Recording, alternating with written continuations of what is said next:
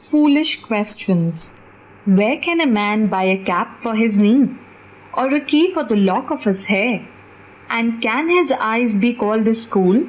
I would think there are pupils there. What jewels are found in the crown of his head? And who walks on the bridge of his nose? Can he use, in building the roof of his mouth, the nails on the ends of his toes? Can the crook of his elbow be sent to jail? If it can, well, then what did it do? And how does he sharpen his shoulder blades? I'll be hanged if I know. Do you?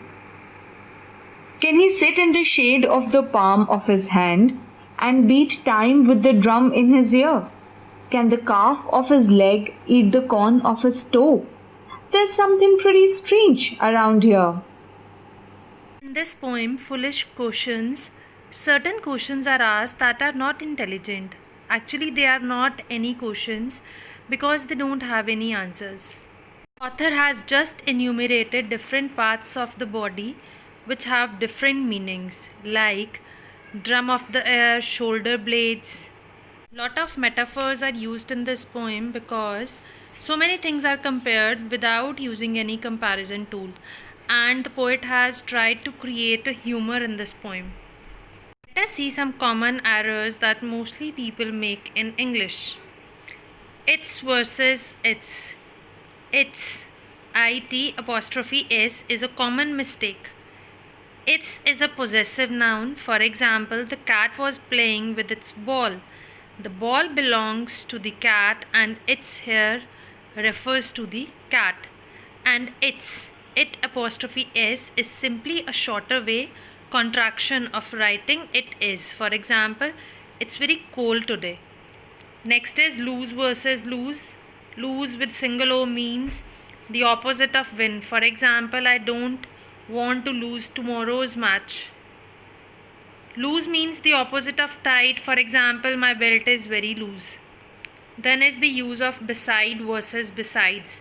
Beside means a position, it means next to. For example, I sat beside my mother.